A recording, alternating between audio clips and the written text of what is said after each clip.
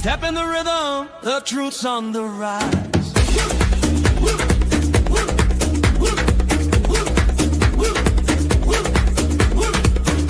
This is YOUBEYOULIVE, where we open our eyes.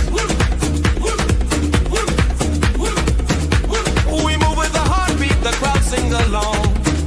Felipe, the name in our song. Top voice in HR, he's lifting the people. Felipe, with the voice of the equal. Culture and courage, the power we crave. Wash away! Miranda and Max, 20 years to design.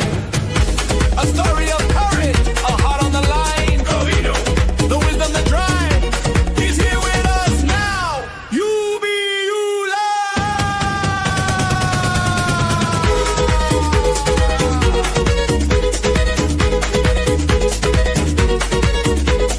Cuban in the pocket with a future they sway. Timberlands keep talking while they sense light the way. Equity, kindness, accountability too. He passes to you. Say his name. Lift it high. We grow. Together we rise. Miranda and Max, 20 years to design. Resilience in rhythm, each page is a sign. The wisdom, the drive, and he's here with us.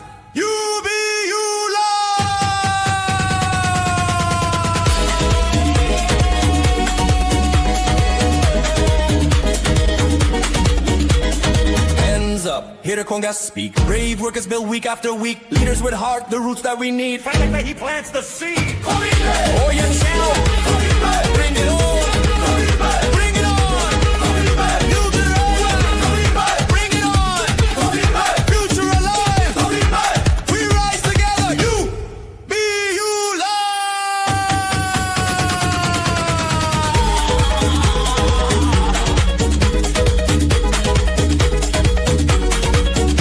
Miranda and Max, 20 years in the making. A lighthouse of hope when the ground is shaking. The mentor, the guide. Tonight we move as one.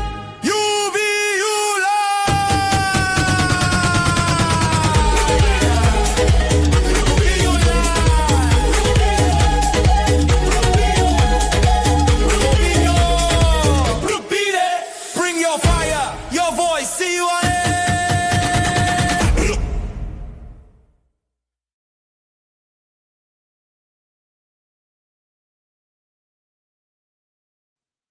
Hey everybody, this is William Rochelle, but you can call me Bill, and this is YOUBEYOU Live, and I'm excited to be here with my friend Felipe.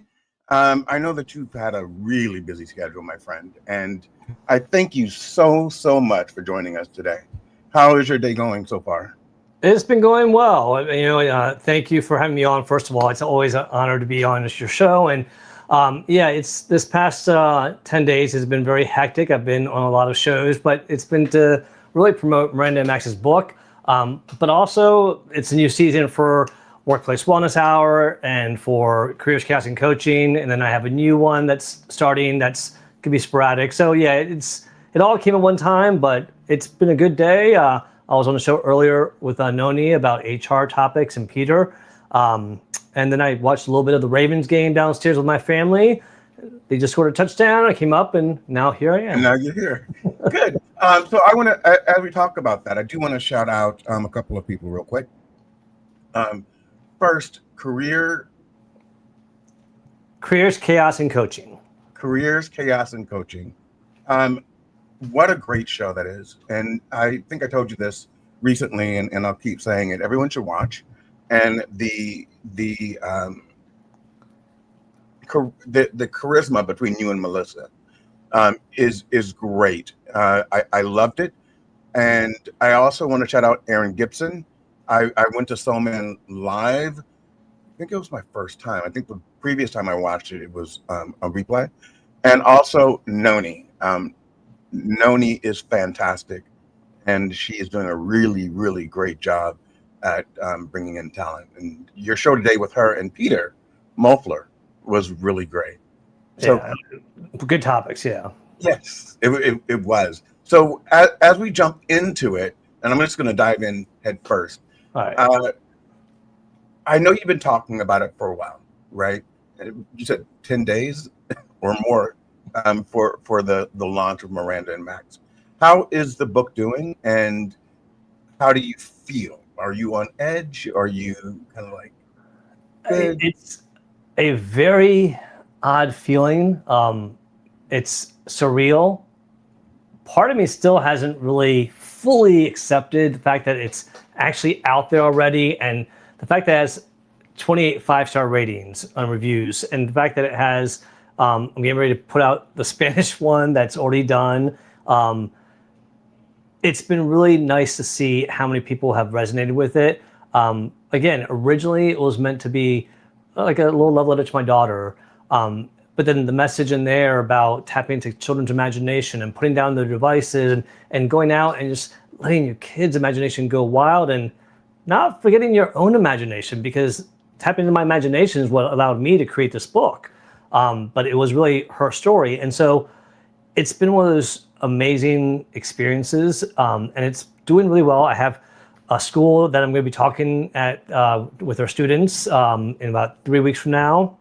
I have a small group at a library that is going to read the book to their kids, and so it's been exciting. I did create a video to go with it. That's where I started playing around with some AI, and I took the still pictures and animated them. And I gotta say, my niece's boyfriend, they've been dating for a year or two now, he has a son about 5 years old, Jackson. And I have this great picture of him, but he was here yesterday and today. Both times, well, for yesterday I showed him the video. He gets the book read to him every night for the last 5 days, apparently. He asked for it. He came back this morning because he had to pick up their car, and he was like, "Can we watch the video again? Can we watch the video again?" I'm like, "Yeah, I sent it to your dad." He's like, "Yeah, but you have the big screen TV we can watch it on." Yeah. Okay, and he likes to stand there right in front of it. So I know it's resonating with the kids. That meant more than anything, because I wanted it to resonate with my daughter, but the fact that kids are enjoying the story, he actually gets scared during the raccoon part, which just, it's exciting because the imagination story that she created, kids are relating with it, and it was neat to see him get scared, and then he still gets scared during that part when he sees it again, but it's like excited scared. Good. How did you deal with the emotions attached to it? You know, the positive emotions were good. I didn't listen to any of the negative emotions, to be honest with you. No, your own emotions. Like, for instance, I'll share this with you. I didn't cry, but I got kind of teary-eyed when I watched the video and Max, the real Max, kind of walks in. And it's strange because people don't understand how connected we can become to our pets. So my baby was Jackson. So you just said it. And I have another dog that's 16 years old. So Jackson passed 2 years ago. Oh. And it still bothers me, not as much. And Buster's getting older, so I'm starting to watch him walk slower. He's 16, 17, so, and he's a big dog. So when you were putting everything together, you had to relive some of the moments. Max died over 16 years ago, and the one thing that's really weird about the dogs that I've had, it's a trend that it's hard to explain. I hope it doesn't continue, but if it does, I'm okay with it, is that for whatever reason, the last 4 dogs I've had have died in my arms.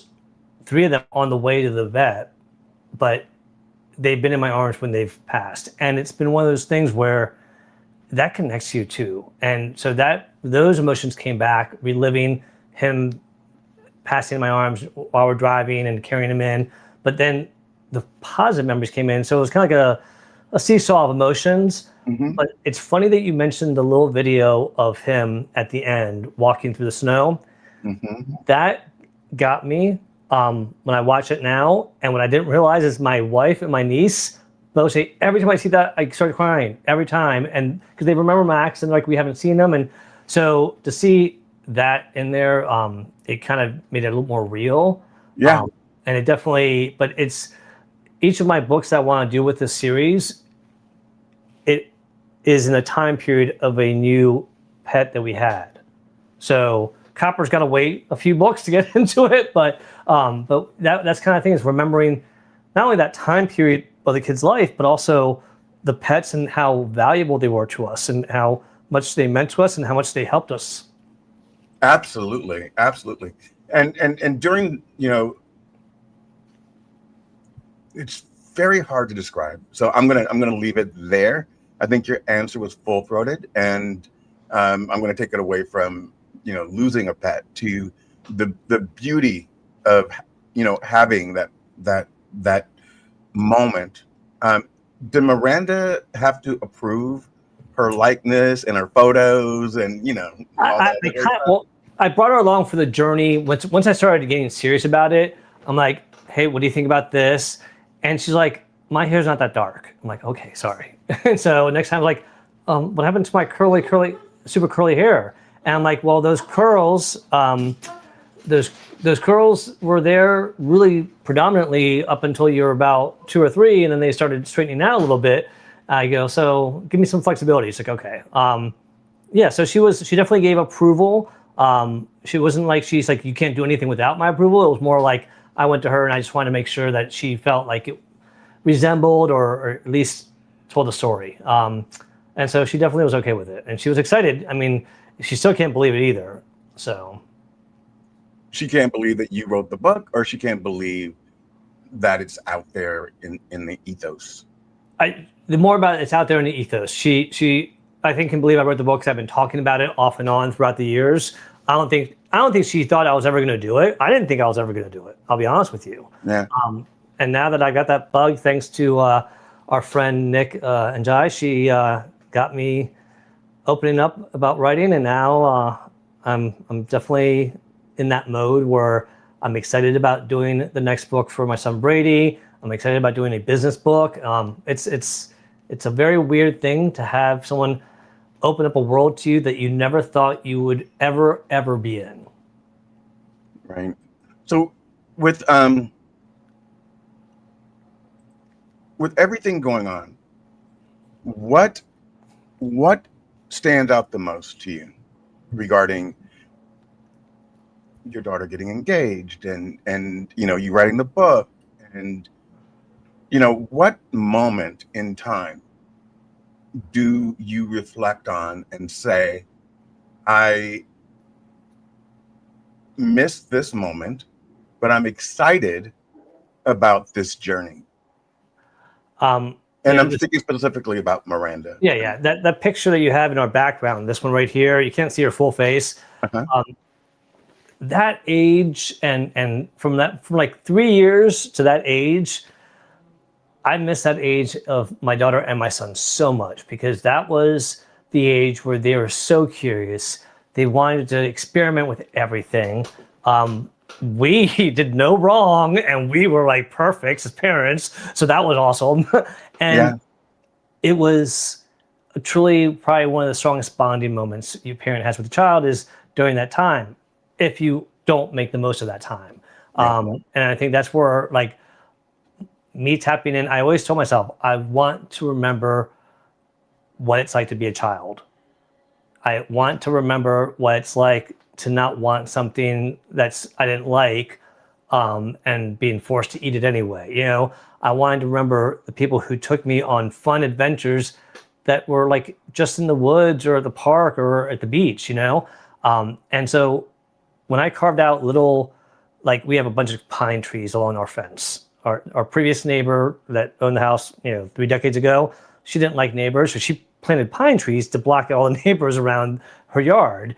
Little did she know that they would grow to be like 60 feet tall, and now the trunk is the only thing that you see, so you can see the neighbors right through the trunks of the trees. But before they got to that height, there were all these branches between the fence and the trees. So I just took the hedge trimmer and I just trimmed them all and created a little tunnel all along the fence to the backyard. And I go, there's your secret passageway to the secret forest at the end of the yard. And so their imagination just went crazy with that, and they would play. And I think that was one of the things that the memories of their childhood have been such a huge part that's come back in so many ways, especially going through pictures. And we've just been remembering all these things, and then tying that into my daughter now getting engaged. When I wrote about her getting engaged, I said, every father hopes, if you have a daughter, every girl dad hopes that whoever does take her away, as far as like being their partner or marrying them or whatever, that you hope they treat them with love and respect, especially if it's a man. Because, Absolutely. you know how it was when you were a boy. I know how I acted and how I behaved. And I hope people are respectful and do all the things that we try to do, but you never know. And so I think my worries and my fears and my concerns got squashed when I got to know Dan Ray, her fiance, and to see the character, the values he's had, how he treats not only my daughter, how he treats people in general, how he handles things when things go bad. Except for his football team, the Ravens, when the Ravens lose, that's not his typical behavior and not the best example of how he handles things. And I'm okay with that. So it's allowed me to get excited about the engagement, the future, the possibility of reading this book to my grandkids one day. Oh my God, that is just a dream. Yeah. Yeah. You have so much to look forward to. And reliving life as a grandparent is unique. And it's one area that I'm trying to do better at, because I think you know this. I'm in Florida, but my daughter's in California. So I don't get to see Ace as often as I want. And it's interesting about the age that you said that you miss. It's very, very, I remember the day my daughter told me, your windows aren't tinted. So I used to drive down the street and I would sing and I would dance and they would love it. They would sing along with me, you know, All I Want for Christmas Is You, Mariah Carey, whatever. And then there became a time when Brooke turned to me, Brooke or Amanda, I don't remember which one it was, to be honest with you, and said, you realize that your windows aren't tinted and people can see you. And there's that shift. You're no longer cool. You fell off the pedestal. We all fall off the pedestal at some point. Yes, yes. And it's something that I'll never forget, that moment. And I think it's something that I, as a parent, continue to grapple with, because I was their superhero, you know,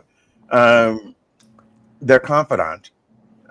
You know, it just switches and changes. And I think that I still am. But the dynamics change, and going from,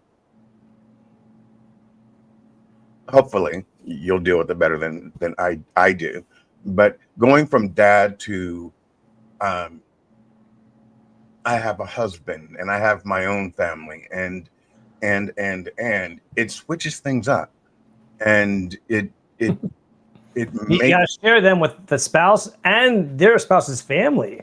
and you have to really make intentionally decide that this is her life. Yep. So, and the reason why I said you have to be intentional about it is because I have to respect her husband. I have to respect her home and how she's raising her child. I have to respect her boundaries that she now has in place. And it's very, very difficult when you want to cross over and say, well, why don't you do it this way? It's ever evolving, that relationship. So No, I think you know, one of the things that for most people that are in similar situations and have children, it is a roller coaster of how they look at you, because you start off on the pedestal, and then I remember I fell off the pedestal and I didn't know crap. I am not smart, I can't relate, I don't understand, to all of a sudden when they came out around young 20s, when they were curious, they're like, all right, well, who does know about this? Well, let me ask. And they started liking those answers. So I started going back up. Now that she's starting a family, like, well, these are our boundaries. This is what we want to do with our household. And so it's, so my opinions are going down. What I've realized and observed from previous friends and family is I'm waiting for it to go back up when they have kids. Because when they have kids, they're like, I need your advice. I need your help. Mom, what do I do with this? Dad, what do I do with that? And I'm okay with that, I think, because mentally, I've watched other people struggle with it. And I've just been like, okay, let me prepare for that because it's very likely it could happen to me. So let me expect it.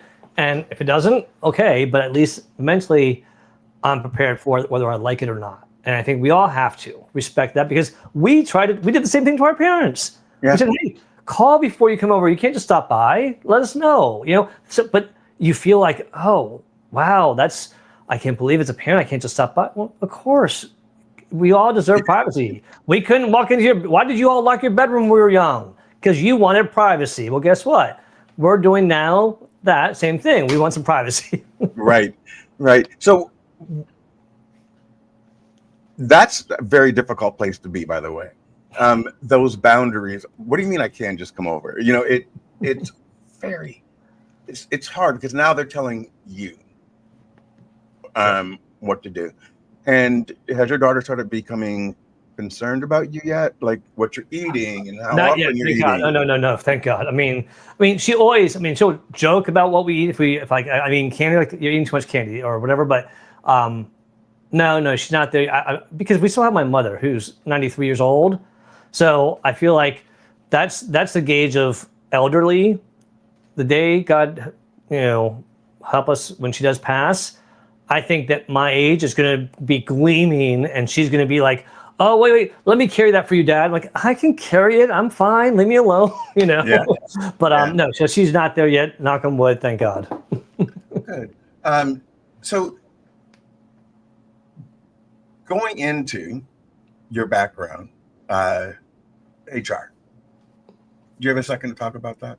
Yeah, of course. All right. So I was listening to your conversation earlier, you and Noni, and one of the things that resonated with me on that conversation was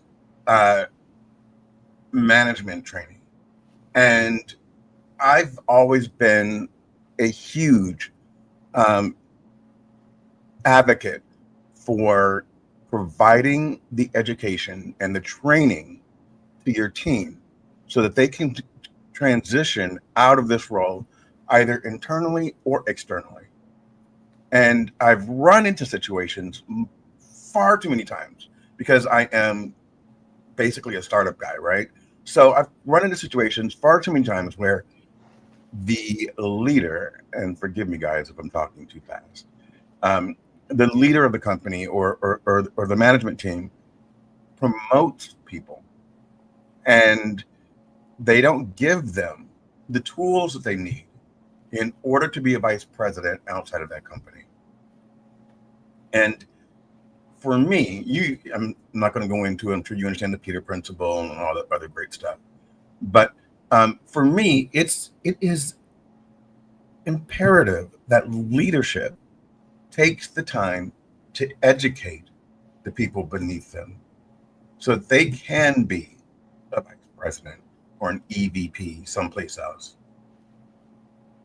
How often have you hit that wall being the head of HR and had to tell the founders or the leadership team, you need to provide more training to this team? I mean, it's on a regular basis. And there's a few barriers that I run into. Sometimes it's the leadership themselves that doesn't support it. And they're like, they don't have time for it. They have to do other stuff. These are the same leaders that want to hire you and have you just start the role without any training. They want you to just be able to do it and go. And that's just not healthy for anyone, not for the company, not for the culture, and not for the individuals. But you also run into people themselves saying, I don't have time to go to training. I just got a new role. I just got promoted. I'm trying to learn it. I don't have time. And so the places where it's been the best, and thank God most of the places have been like this for me, I've been fortunate, is when leadership supports the training that needs to get done and also encourages, or in some cases requires their staff to go to the training. And it's not a battle of me and the supervisors then trying to battle with employees. It's, hey, this is a culture. This is what's going to help you grow. But I've dealt with people in education, academics that will push back. I don't have time for training. Now, Bill, you and I, when we start our careers, when someone said, oh, there's going to be training today, it usually meant an 8-hour day. Now, today, you have shorter training. You know, the average training class is going to be an hour, max 2, maybe half hour, depending on the topic. I have people who have PhDs, who have masters, who still like, I just don't have time for training, but they want the training and they just are in a quandary. So I think we are in a world right now where we have to be open and flexible to evolving how we do training, because it's never going to stop evolving. Right. You know, micro training right now, my philosophy on this is that I want to get the training to them somehow. So let me listen to how they want it. Right now, the majority of the places I hear is, give me that micro training. Give me that to me in 15 minutes and let me watch it asynchronous, you know, by myself, do asynchronous training. And if it's 15 to 30 minutes, they'll do it. Right. But here's the catch. We still need to talk about it. You just attending the training is not good enough.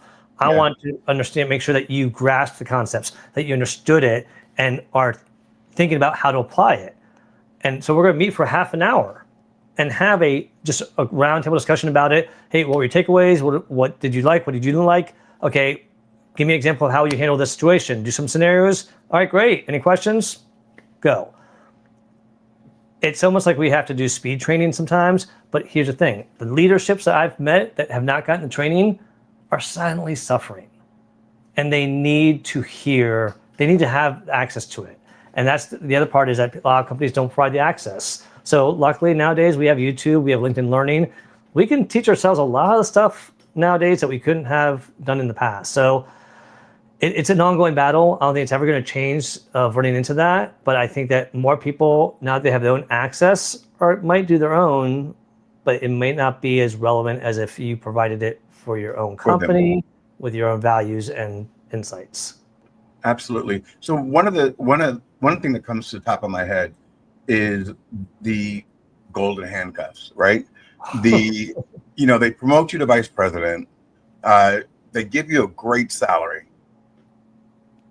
but you're literally getting the founder his coffee and his lunch order.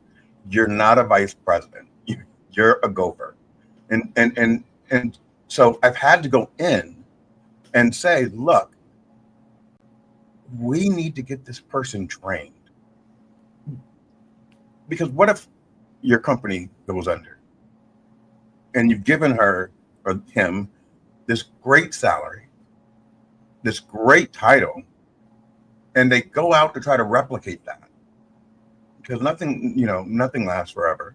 And they can't, because the title that you gave them, they don't have the background to support that. And your turnover rate is too high because people aren't able to follow.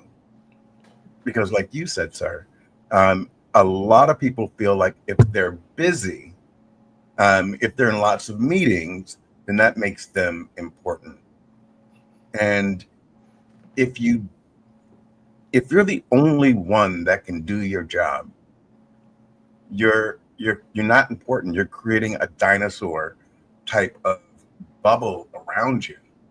Yeah. And to me, success is making sure that Felipe can move into my seat and I can do something else at some point. And I give you every tool that you need, including access to me, to become a success, not just with me.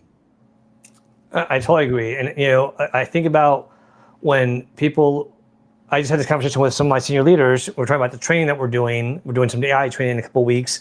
and we're trying to fit in the other training into proposals for future grants and stuff like that, of the value of having them do some training that's relevant to their job. And someone's like, yeah, but what if by training them, they go somewhere else? And I said, what if you don't train them and they stay, right? Well, that's point one right there. That's very important. What if you don't train them and they stay and do a bad job?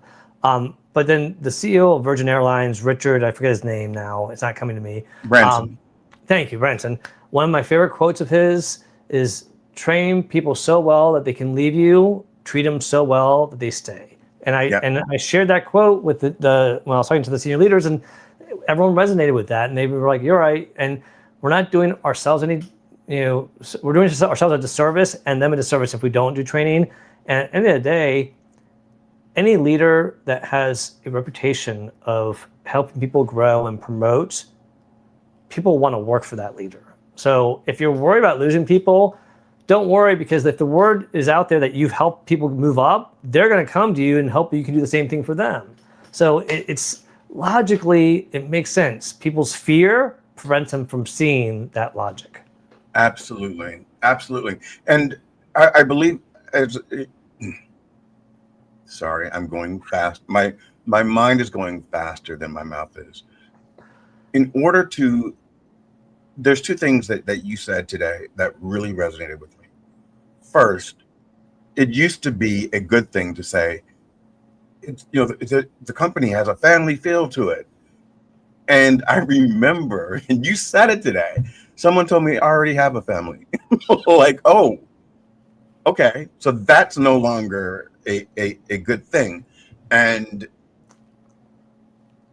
it's not a bad thing, right? I'm still holding on because I still think it'll come back around. Like everything else, like bell-bottom pants and whatever else comes back around, it's going to come back around because people are going to understand what the real meaning was behind it. It's not trying to replace anyone's family. It's the values of respect and inclusion and helping people grow and support people, that kind of sense. Yes, absolutely. And that's one of the reasons why I'm not a big fan of I'm not against it, I'm not a fan of the work from home culture, but I get it.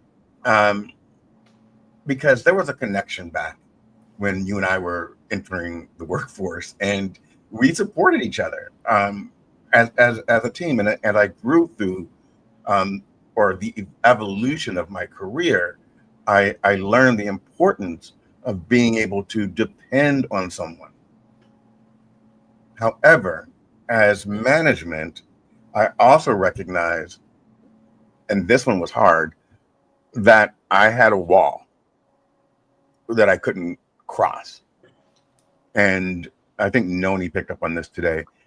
Not everyone wants to be your friend. Not everyone wants to go out to have drinks with you. And I never recognized that even me inviting people out to drinks was misinterpreted. Some people felt like they had to. So how do you? What I do is, whether I'm inviting people to a virtual thing or in-person thing, I put that to the whole company and I make it open, included to everybody, so that no one feels obligated. If no one shows up, that's fine. If everyone shows up, great. But it's when I follow up with people and say, hey, I hope to see you tonight, and this and that, again, no obligation if you can't, totally understand. And how I behave once I get there. I don't talk bad about the people who didn't show up or anything like that. And one of the things, I met my wife at work. Okay. I heard that. And I grew up in a culture of this is we're your work family. People here say work spouses. Now people say no. Okay. We just saw which game was it where the CEO and that woman were caught, kissing or whatever, holding each other, and they weren't, and they were married. Whatever, I think which game that was. But anyways, the fact that people think that we can control other people's emotions is a joke. We can barely control our own emotions. What makes you think that you can control who falls for who and who has friendships? And we can't. We can create boundaries and policies and perimeters. And the reality is that where I met my wife, the hotel we worked at, we had a staff of 22 managers. Okay, the rest were line employees. Out of those 22 managers, we all socialized. We would go out for drinks. Those that had to keep the hotel running stayed at work, and the other 16 or whatever went. Out of the 22 managers, 16 of us married each other. 8 couples out of that group married each other. Knock on wood, only 3 of them are no longer together today. Out of those 8, 5. And if we were in that mindset of, oh no, I don't associate with people at work, think about Miranda and Max wouldn't even exist. Miranda wouldn't exist if I had that philosophy. So to me, I don't think it's realistic. I think it's the younger generation, as they get to realize it, they're going to meet friends, they're going to meet partners, they're going to meet work friends, not like, friends that you might to your home, that you have fun, that understand what you do at work. And the reality is, your family doesn't always understand what you do at work and what you deal with. And so when you need someone that can understand, those are bonds that form. Absolutely. I've always found it as management difficult to navigate. And what do I mean? What I mean is, number one, similar to you and your wife, I've had people that worked for me. They were dating each other. I never knew until they got engaged. And I worked with them for 5 years. And my entire team, remember perception, people, perception. The entire team out there thought I knew. And I had no idea. Why? Because we never crossed that wall. We never crossed that line, even though we get along extremely well. And I was promoting both of them. I had no clue about their personal lives. How do you get past that perception when your team assumes that you know more than you actually do? Well, I mean, I think it depends on the perception of, do you know what's going on in the workplace, or do you know what's going on in people's personal lives? And that's 2 different questions. Right. I think that perception, if you don't know what's going on in the workplace, that's a bad perception to have. The personal lives, I think that sometimes that ignorance is bliss, because it allowed them to see you as making a choice that had nothing to do with them being together or not. And 2, it says a lot about them and their character and their professionalism, that they were able to keep it that professional, that it was not obvious to you that they were dating. That's the one thing, is that people, again, you think that I'm very loosey-goosey about it, only because I will hold your butt accountable if it becomes a problem at work. Right. Also, I won't allow a supervisor to date someone they supervise. I won't allow a family member to supervise someone that they are related to. You've got to create some guidelines, parameters, some rules to not allow people to get in trouble. And more importantly, you got to hold them accountable if they do cross that line. And companies that don't are the ones that end up having problems like what you saw on national television. Absolutely. Do you have something you want to share with the people out there, right? Oh, from the book? A video? Yes. I sent Do you you a want link. me to make you presenter, or Well, you sent it's me a hard link for me where? to share. Are you able to share the link from your side at all? Is that easy for you to do, or no? I can try. Where'd you send the link to? To your LinkedIn. Oh, to my LinkedIn. Okay. Let me see. But while you're looking at that, so with this book, I mentioned I have a Spanish version that's coming out, and so I also did a little video, and this is where I played around with AI to make the videos come to life a little bit, and I made a little cartoon basically of the book, and it goes with the song that was written and made by Mike LeBlanc. That just, the words are perfect, the tone is great, and it just goes wonderfully with that. And so I created that, and that is actually now going to be a QR code on the back of every book that gets purchased from now on, that will take you to this video that you're about to see. Okay, let me see. Can you see it? Because remember, I'm stupid when it comes to this. Don't forget to share sound. I will share the sound. And where is it? There it is. All right. Tell me if you can hear it, by the way. Yeah, loud and clear. All right. Miranda came running through the back door. Max at her heels like he's done before. 4 paws and 1 bright heart, making music in our yard. I watched her laugh at his silly games. Saw her whisper his secret names. She's learned love through wagging tail. Upon that time will never fail. Miranda and Max, 2 hearts that beat as one. Grateful for the joy they bring into our home. She's got her best friend, he's got his whole world. Together they're complete, my Miranda and faithful Max. Someday she needed comfort, someday she needed play.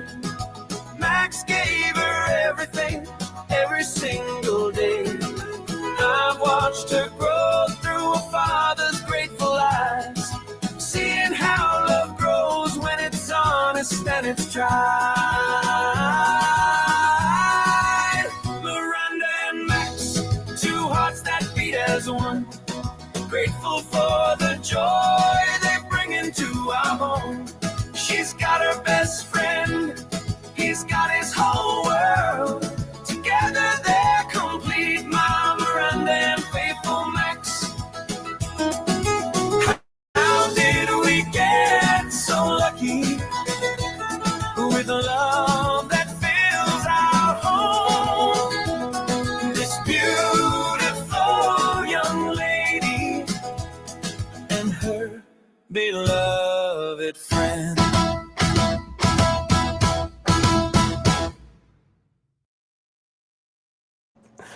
Thanks for sharing that. It's definitely something that. What's that? I said that gets me every single time. Mike is so talented, and the way that you put the video together. I told you earlier at the end of the video makes me tear up. Yeah. Because it makes Max real. I'm sorry. I'm sorry. No, I totally get it. It's I mean, anyone that's had a pet and lost a pet, it's a huge loss. That's why people say losing it's like losing a part of the family, because they have been there through all the ups and downs that your family has. And pets, especially dogs, are the epitome of unconditional love. They really are. Yeah. Absolutely. You come home every day and they're just happy to see you just because you came home. What's your favorite movie and what's your favorite line from the movie? Oh, wow. Oh, I love so many movies. See,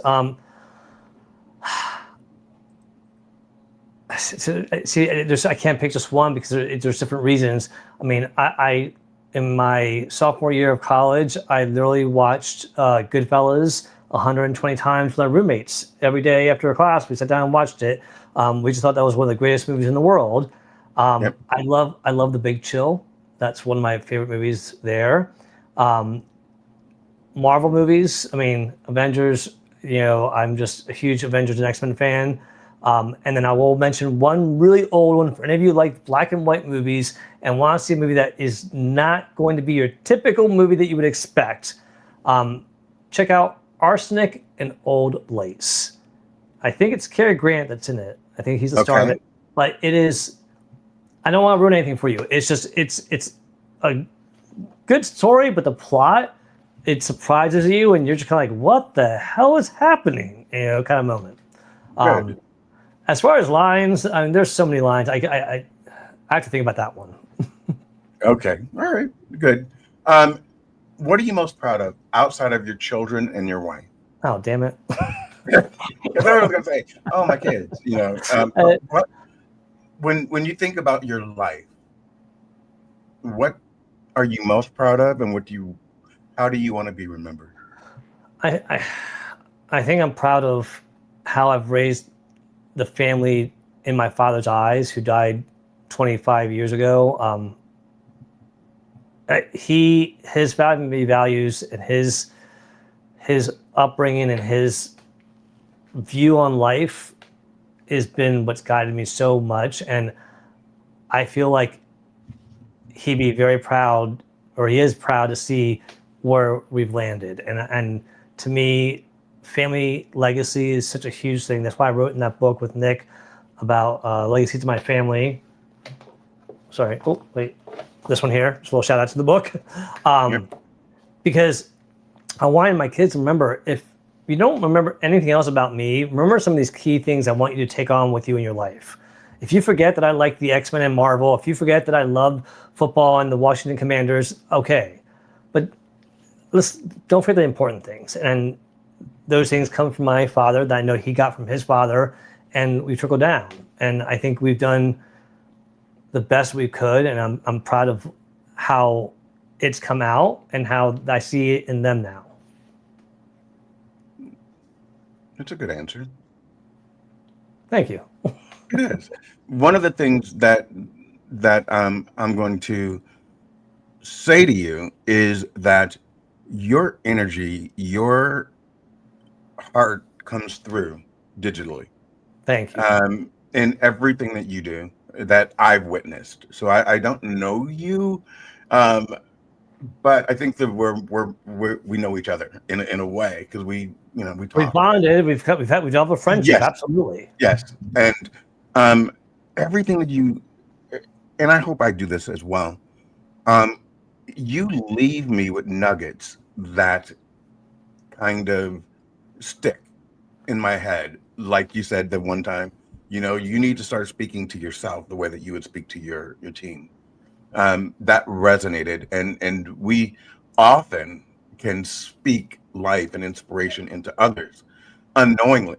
And then when we talk about ourselves, or at least myself, I need to learn how to give myself more grace. And that comment from you really stuck. I also want to tell you that I stole from you your season finale. So I think before you and Melissa ended careers, chaos, and Coaching. I'm going to get it. The 3 C's. I think the last, I saw the last episode, and you guys were taking a break for the summer, and I was like, oh, that's a great idea. How did you get into writing and the creative side, and being such a top voice, both in your personal and your professional life? Well, thank you for saying that. First of all, thank you for the comment you made earlier. That probably means more than anything else, is to know that anything I've shared has made an impact and has landed or resonated with somebody, that's helped them in some way. That is the best thing I could ever hear, because these are not my original ideas. These are things that a lot of times I've learned and I'm passing on. Sometimes I have an original idea, don't get me wrong, but it's passing these things on that have helped me. And if it can help someone else, I learned from watching my brothers and sisters. I'm the youngest of 5 kids, y'all, okay? So I had 4 brothers and sisters that made a lot of mistakes, and I got to learn from their mistakes. Right. And I also got to learn what they did well. And I think that's important, is learn from others, and pass on that knowledge that works. And that's my ultimate goal there. I think that when you have like the top voice thing, that's nothing I'd ever strive for. That was something that was, I remember where I was when I got it. I was in the office. I told my CEO I was excited about it, but it was never like on my vision board or a goal of mine. Sorry, I don't have a vision board, but you know what I'm saying. But a goal of mine to get that. But I appreciate it. I value it. And I know that tomorrow it could disappear.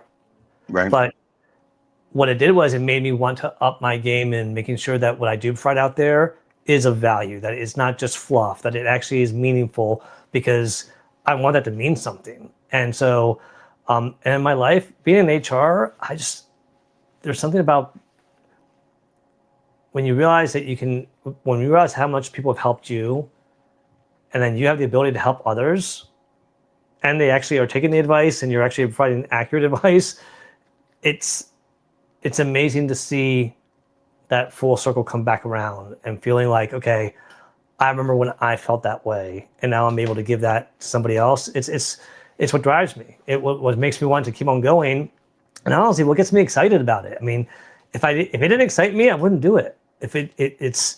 I almost wish sometimes that I was greedier in a way, that I could find a way to monetize what I'm doing. But I think in some cases, and then don't get me wrong, there's things I've been able to monetize for like speaking events and training, but I don't want to monetize what is growing here in LinkedIn, for example, because that was growing on building relationships and community and respect. And once you monetize that, it could diminish some of that, I feel like. Absolutely. And that's my biggest fear. So I'd rather, you're going to hire me for something, let's do that off kilter and let's do that separately, great. But here, this is a chance to give back. Absolutely. And I think you'll agree that's part of the beauty of being in a leadership position, is to be of service to the people around us and to inspire the people around us. That's what gets me out of bed. It's a gift and it's a huge responsibility. People always Absolutely. like, they hang on the gift part. Oh, I got salary, I got a title, I got status. Yeah, but you got to do the work. Yes. Please do the work. Absolutely. I got to tell you, in the back of my head, I've been trying to search for a quote. And the only thing that comes to mind right now is all the Friends quotes, because I'm such a Friends nut. And so those are the only ones that are in my head right now, running in the background as I'm talking to you. So once I come up with one outside of Friends, I will let you know. Okay. All right. So guys, I want to respect Mr. Cofiño's time. I know that you've been on multiple shows over the last 10 days. Miranda and Max is doing well. They can buy it on Amazon. And the hard copy, the soft copy is already out, and you're coming out with the Spanish copy. Is that correct? Yep. The Spanish copy is coming out soon. It's already written. We just have to get it formatted and then sent out. Hopefully that will be on the same Amazon link, and we'll have to, create a separate one. And then after that, I was talking to Nick today about book 2, and we're trying to see if we can get it out by December. If not, it might be early 2026. So, do you have an exclusivity deal? No. Okay, all right. Why, you're trying to sue me from Nick on a public show? No, not at all. Not at all. Some friends of mine own a company, and one of the things, they're on blockchain and everything else, and Mark Cuban's invested in it. So I was like, in order for you to be on there, you can't have an exclusivity deal with Amazon or anyone else. See. Okay. Yeah, no. So that's why I keep asking that question. Do you have an exclusivity? And it's one of those things that their company pays more to the author and oh, wow. Maybe Nick. I would assume as a publisher, Nick would get a piece of that. But I'd love to get you set up and in contact with them, as long as it benefits Nick as well as you.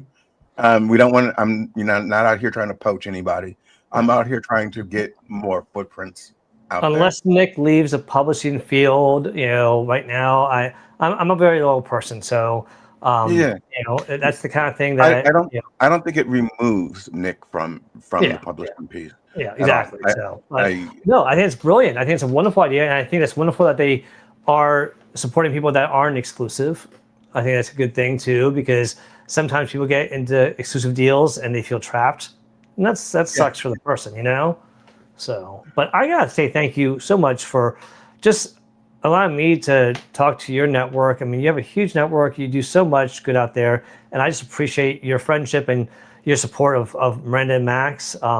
I hope people do buy it, not just because I'm saying it, because I hope that it's a story that kids enjoy, that sparks imagination. Whether you have a child, a grandchild, a nephew, a niece, or friends that just had a kid, it's a great little gift. Absolutely. And I'm always happy. And if you have the book and you've already purchased it, send me a DM on LinkedIn and I'll send you the link to the video. So you have that, because the future books will have the QR code. Absolutely. I want to thank you. I also need to talk to Nick. Nick, if you're out there, I have a few videos that I created for my grandson, and I would love to turn those into a collection of books. Oh, that's awesome. That's also why I keep asking how you did it. Mine aren't as good as yours. I literally just wrote the storyline, and then because he's in California and I'm here, I wanted to have something he can look at, and it's called Ace and Grandpa Baby Billy's Big Adventures. That's awesome. There's like 5 of them, so I'd love to turn them into something. The cartoons or animation that I did are terrible, so I need someone to redo that. And so yeah, that probably takes the most time. I'll be honest with you. That is what is the most time consuming. But once it's done, it's good. And there's little things that you might, it's like, you know what, this is good enough. you know, Yeah. It's not like we're #1 bestseller on New York Times bestseller list right now. So, but I do think that's awesome that you are moving forward with that dream. I'm telling you, the feeling is awesome to get that dream out on paper, and Nick is a great person to do it.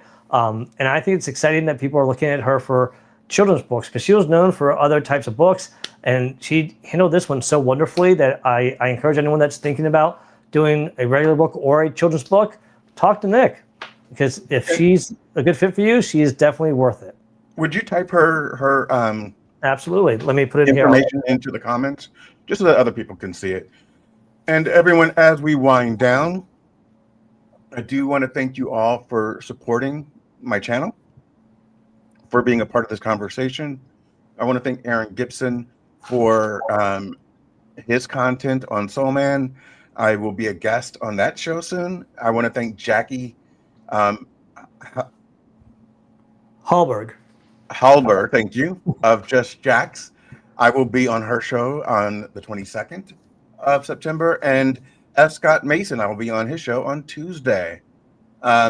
So everyone, I appreciate the support, and I appreciate you, Felipe, Kenneth, Jeremy, Mike LeBlanc, everyone out there in the universe. And I hope that we all learned a little bit about Felipe today, understand a little bit more about the inspiration from Miranda and Max. And I hope I wasn't talking too fast. So, no. God, that's coming from someone that talks too fast too. So we'll let you all decide if we talk too fast, because to me, you and I could go faster. Yeah, absolutely. And I'm so nervous, Jackie, about being on anyone's show, because I've never been a guest. So that'll be interesting. You've never been a guest? I've never. Jackie will be the first time that I've been a guest on someone's show. I think you'll be pleasantly surprised at how much more enjoyable it is, because you're so used to preparing and asking questions that you get like, oh wait, this is a lot easier than I thought, and time's gonna fly by. I hope so. I hope so.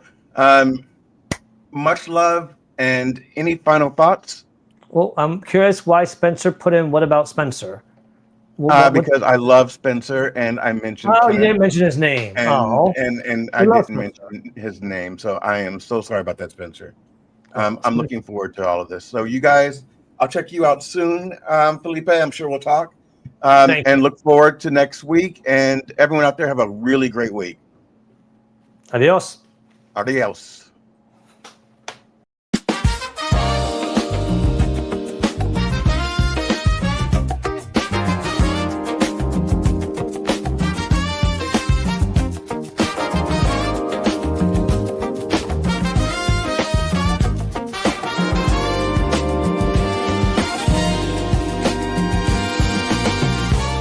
People crying on the city street.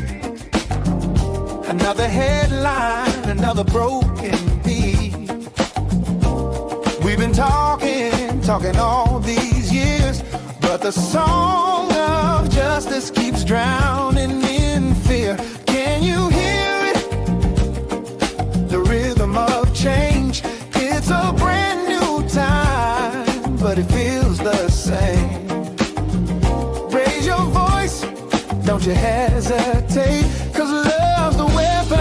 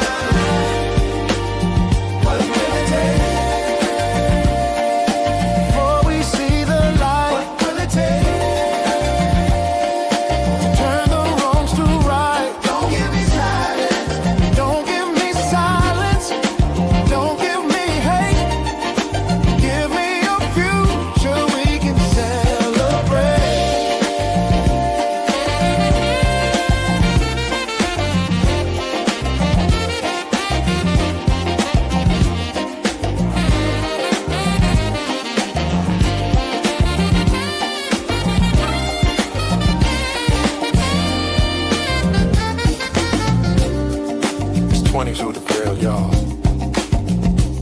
But the question is the same.